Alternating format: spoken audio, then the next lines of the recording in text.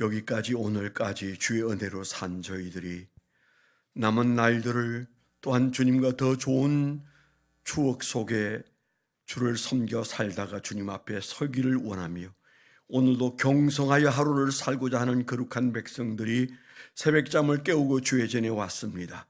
이 제단을 복주시고 기도하는 이들을 복주시고 저희들의 간구를 들으셔서 이 나라와 세상과 우리의 가정과 우리의 교회와 우리 인생이 오늘도 새 힘을 얻어 승리하는 하루가 되게 하여 주옵소서.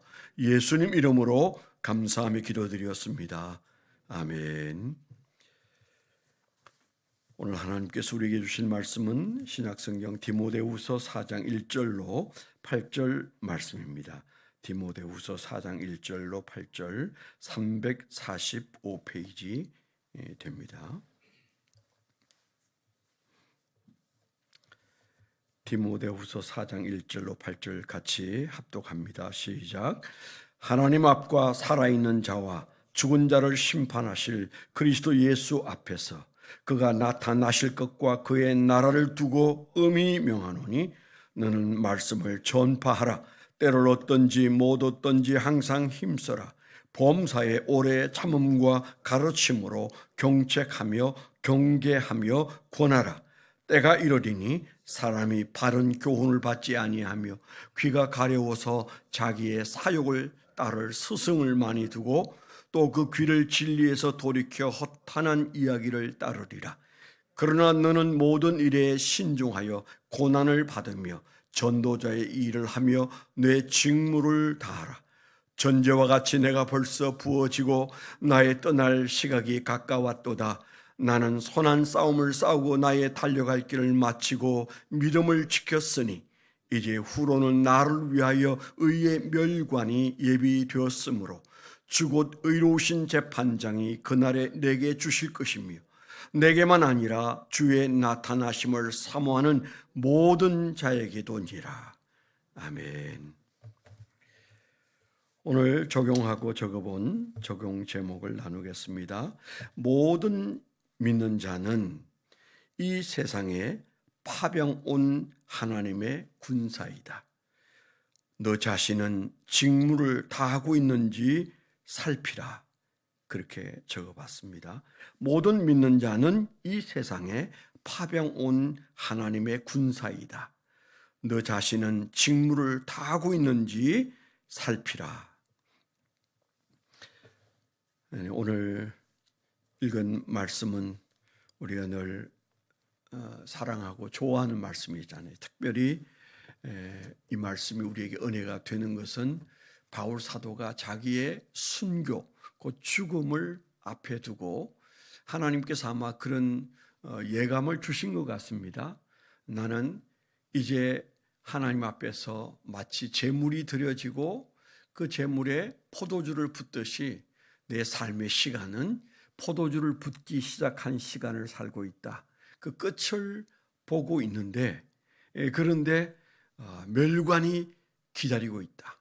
내가 선한 싸움을 싸우고 달려갈 길을 열심히 달려온 이 마라톤의 끝에서 나는 멸관을 보고 있다. 그런 너무 멋있는 말씀을 기록하고 있어서 우리는 이 말씀을 읽을 때면 눈을 떼지 못합니다. 아마 여러분도 똑같으리라 생각합니다.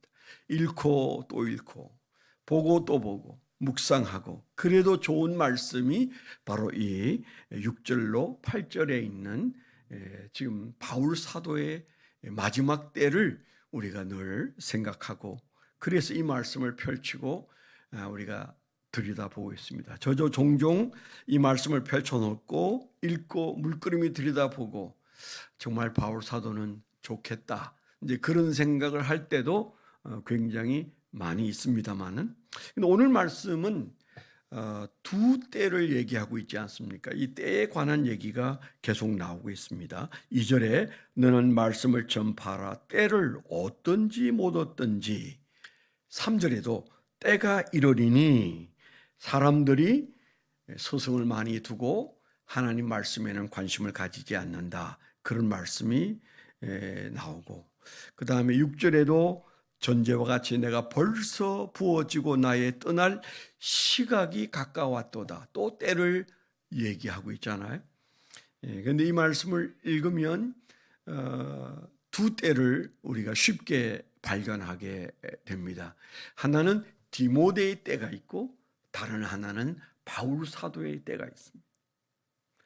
우리는 좀 그냥 이 성경을 펼치면 바울 사도가 지금 유서를 쓰듯이 이 말씀을 쓰면서 자기 인생의 끝을 보고 있다. 우리가 그래서 바울의 때를 생각하지만, 그런데 디모데 후서 전체 혹은 4장에서는 자신의 때를 말하려고 하는 게 아니었어요. 바울의 때를 얘기하려는 게 아니고 디모데의 때를 얘기하면서 디모데의 때를 어떻게 살아야 되느냐, 그걸 강조하기 위하여. 그런데 나는 그 모든 때를 다 지나 이제 주님이 부르실 바로 그 시간에 내가 도달해 있다. 그래서 면류관을 기다리는 바울의 때를, 디모데의 때를 살고 있는 그를 격려하기 위해서 기록한 말씀이다. 이렇게 보면 맞을 것 같습니다. 그러니까 두 때를 말하고 있는데 우리의 관심은 바울 사도의 때에 관심이 있는데, 바울 사도는 디모데야, 너의 때와 나의 때가 다르다. 너는 지금 어떤 때를 살고 있느냐? 그런 의미로 이 말씀을 주고 있는 거잖아요. 벌써 우리가 1절에 보면 그 심각성이 드러납니다. 하나님 앞과 살아있는 자와 죽은 자를 심판하실 그리스도 예수 앞에서 그가 나타나실 것, 그의 나라를 두고 엄히 명하노니 그랬어요. 그러니까 지금 현재 중요한 지금 이 말씀의 무게는 바울의 때에 있는 게 아니고 디모데의 때에 있는 거죠. 인생의 그 긴 길을 열심히 달려와서 이제 삶의 때를 맞춰가는 바울 사도의 때가 지금 현재 얘기의 중심이 아니에요. 아직도 살아야 하고 아직도 달려야 하고 아직도 싸워야 하는 디모데의 때를 아주 견고한 믿음으로 잘 살게 하기 위해서 엄히 명한다, 명령하고 있어. 그런 측면에서 사실 이 디모데후서 4장의 비중은 바울의 때가 아니고 디모데의 때를 말하고 있다. 우리가 이렇게 보아야 맞는 묵상이 아닐까, 그런 생각이 나는 거죠. 그게 첫 마디가 뭐예요? 너에게 주어질 미래의 심판을 지금 생각해라. 누구나 다 우리는 하나님의 심판대 앞에 설 것입니다. 물론 우리가 예수를 믿지 않는 사람들이 가는 그 최후 심판은 두려운 심판이겠지만은, 흔히 우리가 예수를 믿은 사람들은 이미 우리의 죄는 용서를 받았고, 그리고 우리는 상급 심판 앞에 있다, 그렇게 말하잖아요.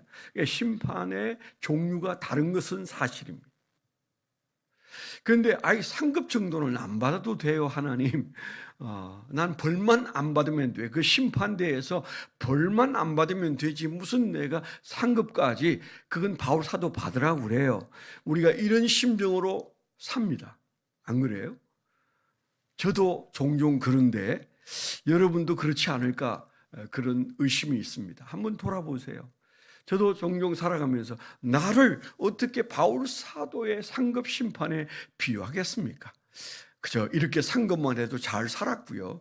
이제 부르시면 가서 구원만 받으면 되지 않겠습니까? 이런 마음을 가지고 살 때가 더러 있습니다. 오늘 새벽에는 이 말씀 앞에 나는 지금 엄히 명하는 이 말씀 앞에 있지. 잘 달렸구나, 잘 살았구나, 내 앞에도 면류관이 보이는구나, 그런 기분이 아니에요. 하물며 여러분은 어떻게 했습니까? 저보다 좀 덜 사신 여러분은 이 말씀 앞에서 이 디모데가 바로 나다, 이 두 때 앞에 나는 어느 때를 살고 있는가를 고민하도록 하시는 말씀이 오늘 이 말씀이에요. 그런데 뭐라고 그랬어요? 심판 앞에 있는데 특별히 그리스도 예수의 심판 앞에서, 그래서 예수 앞에서 마음속에 특별한 감동이 있었어요. 그렇다, 늘 생각하는 코람데오, 하나님의 면전에서 예수 앞에서 칼빈이 늘 그 마음을 다시 다잡을 때마다 나는 하나님 면전에 살고 있다. 그래서 그의 좌우명이 코람데오라고 했다고 우리가 늘 기억하잖아요. 오늘 말씀이 바로 그 말씀입니다. 디모데에게 예수 앞에서 오늘 하루 한 순간순간 살 때 우리가 이 심판하실 예수 앞에서 나는 어떤 때를 살고 있는가를 돌아보아야 되는 거죠. 디모데의 때가 어떤 때일까요? 지금 바울 사도가 말하는 디모데 너는 어떤 때를 살아야 되겠느냐 그런 말을 하면서 몇 가지를 얘기하는데 말씀을 전파하는 때다. 말씀을 전파하는 데 힘써야 된다. 그렇게 말하고 있어요. 그리고 말씀을 전파하는데 그냥 세상에 대고 예수 믿으라고 말하는 말과 함께 성도들을 향해서도 경책하고 경계하고 권하라 그랬어요. 우리의 사명이 그냥 전도하는 사명만으로 끝나는 게 아닙니다. 우리의 자녀 그리고 내 주변의 많은 믿음의 사람들 함께 달고 있는 사람들을 어떻게 해요? 경책하고 경계하고 그리고 권해야 된다. 그렇게 말하고 있습니다. 세상이 흔들어대기 때문에 가만두면 길을 잘못 들었을 위험이 있는 이 시대를 우리가 바로 사는 사명자라면 디모데의 길을 걷는 자라면 우리는 힘써야 되되 특별히 경책하고 경계하고 그리고 권하는 일에 힘써야 된다. 그렇게 말씀하시면서 전도자의 직무를 다하라. 우리가 성도들을 경계하고 경책하고 권함과 동시에 우리는 전도자의 직무를 다해야 되는데 우리가 마음속에 전도는 은사가 있는 사람의 몫이다 이런 생각 많이 하죠. 저도 사실은 지난 수십 년간 9월부터는 마음에 많은 부담이 돼요. 그게 대각성 전도 운동 때문이라는 생각이 듭니다. 3일 전에 제가 책상을 정리하다가 A4 용지 반이 딱 접혀져 있는 어떤 용지가 보여서 그걸 딱 펼쳤더니 아주 굵직한 글씨로 하나님, 아직 저는 올해 한 명도 전도하지 못했습니다. 용기를 주옵소서 이렇게 크게 써놨더라고요. 아마 어느 해 최근 몇 년 전이었던 것 같은데 제 마음속에 가책이 돼서 그걸 프린트를 해가지고 크게 쓴 글자체가 큰 A4 용지 가득 담은 그 글씨를 써가지고 붙여놨다가 어느 날 띄어서 접었던 모양이에요. 그런데 제가 이걸 이제 정리를 하다 보니까 뭐가 접혔지 해가지고 펴니까 그 글씨가 있었습니다. 제가 마음속에 그러면 올해는 바로 그 질문이 나왔어요. 올해는 그런 질문이 나왔는데 마음이 무거웠습니다. 아마 여러분도 9월을 앞에 두고 대각성 전도 운동을 앞에 두고 좀 더 실제적인 전도를 올 가을에는 해야 되는데 이런 부담들이 다 있을 거예요. 제 마음속에도 부담이 있어요. 목회가 바빠서 전도하러 못 갔다는 핑계가 이미 오래전에 끝났는데 전도의 게으른 제 모습을 보면서 하나님이 아마 각성시키기 위해서 몇 년 전에 써붙여 놓았던 그걸 다시 읽게 하지 않았을까. 오늘 말씀에 죽음을 앞에 둔 바울 사도가 강조하고 또 강조하는 바가 뭐예요? 전도자의 직무를 다하라. 그게 네 직업이다. 그게 네게 할 일이다. 오늘 할 일이 그것이고 남은 생에 할 일이 그것이다. 그렇게 말하는 것 같지 않습니까? 디모데의 직무가 전도라면 우리의 직무는 뭘까요? 전 똑같은 직무고 또 인생의 끝을 마감하고 있는 바울 사도가 볼 때 내 인생에도 너의 인생에도 이거보다 귀한 게 없다. 그런 말씀을 하고 있다는 생각이 듭니다. 그러면서 바울 사도는 그 직무 앞에 있는 디모데를 격려하고 도전하기 위해서 나는 달려갈 길을 달렸고 싸울 것을 싸웠고 이제 얼마 있으면 하나님이 나를 부르실 텐데 면류관이 보인다. 그래서 그 디모데의 때를 살고 있는 디모데를 향한 메시지가 바로 여기에 우리가 좋아하는 바울 사도의 종말에 관한 그의 환상이, 우리가 그것을 아름답게 여긴다면 우리는 지금 어디로 달려가야 되겠습니까? 디모데의 때로 달려가야 합니다. 우리가 휘적휘적 살면서 바울 사도의 끝을 사모하는 것은 이율배반적인 것입니다. 그가 그렇게 싸웠고 그렇게 달렸기 때문에 그는 멸류관이 보이는 것 아니겠습니까? 여러분 눈앞에는 멸류관이 보입니까? 아니면 겨우 구원받고 주님 앞에 서 있는 어떤 사람의 개털모자가 보이는지 한번 보셔야 돼요.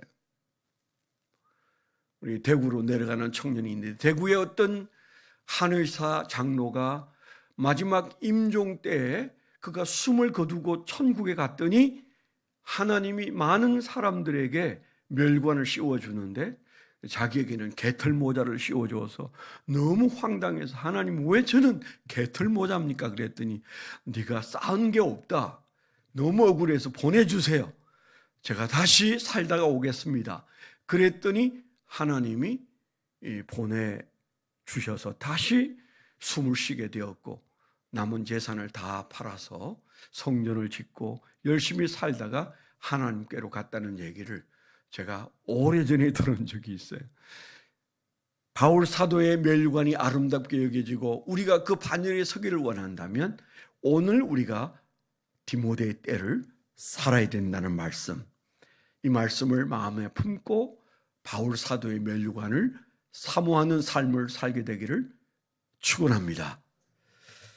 기도 제목 말씀드리겠습니다. 첫 번째는 이재명 대통령과 국무위원 그리고 국회의원들이 정의롭게 국가를 경영할 수 있도록 그분들에게 권한을 다 주고 맡겼더니 과연 그들은 지금 이 나라를 잘 운전하고 있는가? 우리가 이런 질문 앞에 불안해하잖아요. 하나님의 손이 그들의 손을 잡으셔서 이 나라의 운전대를 하나님이 만져달라고, 이끌어달라고 대통령을 위해서 기도해야 됩니다. 여러분이 좋아하는 대통령이든 아니든, 좋아하는 국회의원이든 아니든 하나님이 세운 그 일꾼들이 나라를 잘 경영할 수 있도록 우리가 간절히 기도해 주시기를 부탁드리고, 두 번째는 전도자의 직무를 우리가 잘 감당해서 모든 성도가 이 가을에는 한 명씩 영적 자녀를 낳는 그런 가을이 될 수 있도록 저와 여러분들이 전도자의 직무를 다하는 전도의 열정이 일어나는 그런 가슴을 달라고 기도해 주시길 바라고, 세 번째는 질병과 싸우는 성도들이 우리 교회에도 많습니다. 암과 싸우고 또 투석하고 또 여러 어려움과 함께 싸우는 성도들이 있습니다. 질병이 치료되지 않으면 교회 문 닫아야 된다, 이게 제 지론이에요. 어떤 병이든 의사가 못 고치면 하나님이 고친다는 게 우리 마음속에 아주 확실하게 있어야 돼요. 무슨 병이든 의사가 안 되면 오시오, 우리가 기도해서 하나님께서 치료하실 겁니다. 이런 테라파우의 정신이 교회 안에 있어야 됩니다. 작으나 크나 그 정신이 우리 안에 있다면 치료해 주세요. 하나님께 여러분 환자들을 위해서 기도해 주시길 바라고, 한 가지 더 여러분 부탁드리면 우리 한윤재 청년을 위해서 기도해 주십시오. 이제 좋은 회사에 취직이 돼서 첫 출근을 앞에 두고 있답니다. 본인의 의지 플러스 엄마 의지로 오늘 새벽기도 나왔어요. 네, 환영하고, 군대가 얼마나 어려우면 군대 갈 때도 새벽기도 안 나왔는데 새벽기도 나왔습니다. 저 청년이 귀신 잡는 해병대를 갔다 왔어요. 그런데 직장은 귀신 잡는 실력으로는 안 돼요. 정말 어려운 거예요. 군대보다 어려운 게 직장 생활이라는데 우리가 한번 기도해야 될 것 같습니다. 한윤재 청년이 그 직장에서 하나님께서 붙잡아 주셔서 그 직장에서 행복하고 전도자의 사명을 감당하고 승리하고, 그리고 그 회사가 사랑하는 아들을 통해서 큰 덕을 보는 그런 실력자가 되도록 여러분들이 기도해 주셔서 예수의 군대, 군사로서 직장에 나갈 수 있도록 기도해 주시면 아마 잘 감당하게 되리라 믿습니다. 하나님 아버지 감사합니다. 오늘 우리에게 한 날을 선물해 주셨으니 우리의 직무를 감당하는 한 날로 사는 종들이 되게 하시고, 주여 우리에게 맡기셨으니 능력도 허락해 주시옵소서. 이제는 우리 주 예수 그리스도의 은혜와 아버지 하나님의 극진하신 사랑과 성령님의 내주 동행하시며 감화감동하심이 하나님을 사랑하는 거룩한 백성들의 생애 위에 지금부터 영원토록 함께하여 주시옵기만을 간절히 축원하옵나이다. 아멘.